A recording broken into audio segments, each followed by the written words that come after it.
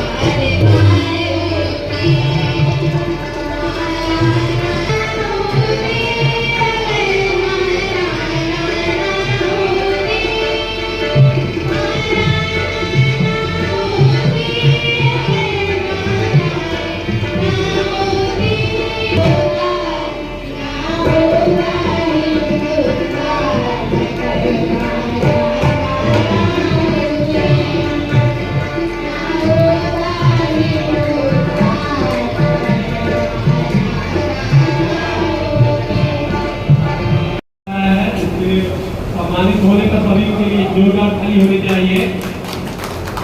जैसा कि आप सभी जानते हैं, कारण विकास मंच महाराणा प्रताप जी की 550वीं जयंती बड़े धूमधाम और हर्षोल्लास से संयोजक करण प्रताप सिंह भैया जी के तत्वाधान में कर रही है। इसके लिए उनका कोटि कोटि वंदन है, हार्दिक अभिनंदन है।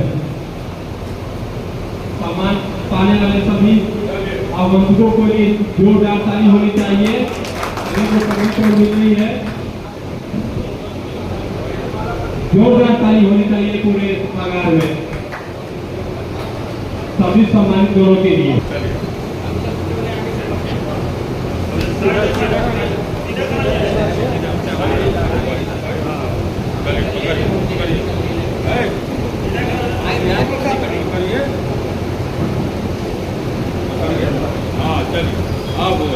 जय महाराणा, जय महाराणा, जय हिंद, जय हिंद।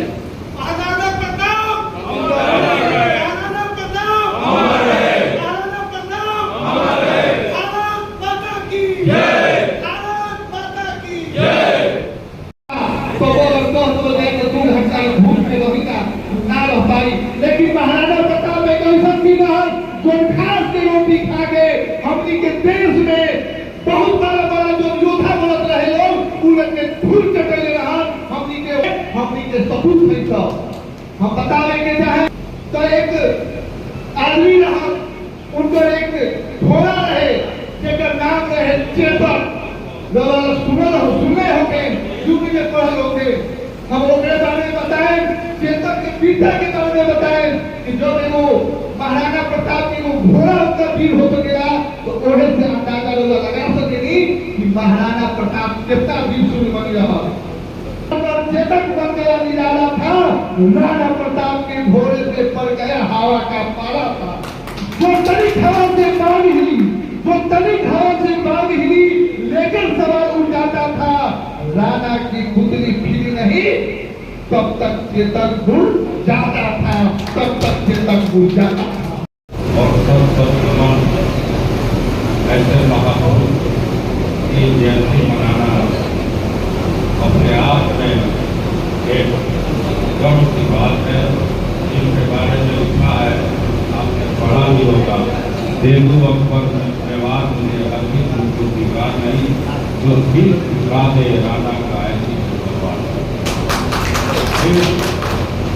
आज जब हम महाराणा प्रताप की गौरव गाथा गाते हैं तो उसका मूल सिद्धांत की दो पंक्तियों में आप समझ सकते हैं कि जो विपत्ति में हार नहीं मानते वही भी साहस से त्याग करते हैं। उनका कहना था कि राष्ट्र हित से बड़ा कोई हित नहीं और राष्ट्र प्रेम में जितना सुख मिलता है उससे बड़ा कोई सुख नहीं। आज संजोग हमसे बड़ा प्रेम है और राष्ट्र के प्रति समर्पण ही सच्चा सुख है। इसके लिए जान की बाजी लगाकर आतंकियों के खिलाफ निर्णायक लड़ाई लड़ रहे हैं। हम इस सभागार के माध्यम से उन वीर सैनिकों के प्रति अपना सम्मान व्यक्त करते हैं और उनके प्रति ईश्वर से दुआ करते हैं कि सकुशल दुश्मनों को मारकर अपने वतन को लौटे और हम लोगों को भी मौका मिले कि उन लोगों के सम्मान में ऐसा ही समारोह करने का। उस दिन का इंतजार है और उनकी दक्षता देखकर लगता है कि वो दिन दूर नहीं, कुछ ही घंटों में ये काम समाप्त होगा, जितना तेजी से वो आतंकियों पर हमला कर रहे हैं और अपने विजय पथ की तरफ बढ़ रहे हैं। महाराणा प्रताप की हम जयंती मना रहे हैं और गाता फटकारा और सम्मान होगा। आप ये भी जानिए कि वो कितने उदार दिल के शासक थे कि मेवाड़ की सीमा पर एक गांव है गमड़िया। उस गांव का ये विशेषता थी कि आधा गांव मेवाड़ के अधीन था, महाराणा प्रताप के, और आधा गांव अकबर के अधीन था।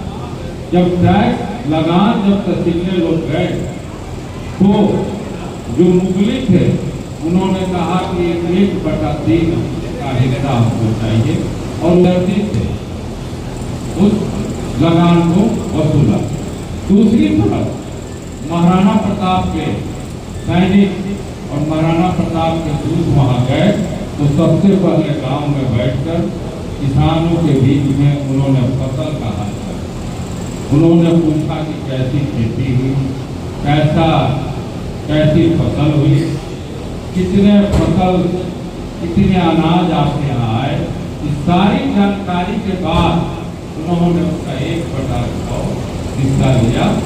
उनका कहना था महाराणा प्रताप को कि जनता से राज्य और शासन होता है, शासन से जनता। इनका ये मानना क्या हो चुकी थी तो वो एकांत में बैठे थे। उस समय उनके बड़क निकले, घमासान उनके यहाँ गए और उन्होंने टीका के नाम से पुकारा, टीका करते। तो महाराणा प्रताप को भी भील टीका करते थे। समझ लीजिए कि महाराणा प्रताप को भील अपनी संतान मानते। तो हम कहेंगे कि महाराणा प्रताप की लड़ाई में जो उनको विजय हुआ, घमासान की उदारता हुई, उदारता और भील समाज का समर्पण। दूसरी तरफ उनके सेनापति भी जो थे वो अफगानी थे और शेर शाह के वंशज।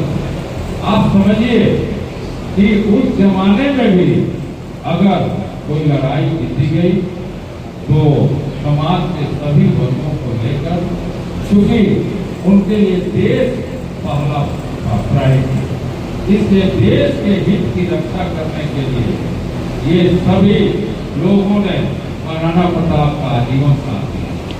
आज की परिस्थिति आप देखिए, महाराणा प्रताप की जयंती चारों तरफ मन रही है, मनना भी चाहिए, लेकिन आप उनसे एक सवाल जरूर पूछें, क्या महाराणा प्रताप की जयंती आप मना रहे हैं? मनाना चाहिए।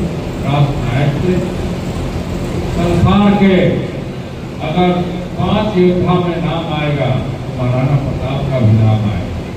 तो क्या उनके रास्ते पर आप चल रहे हैं?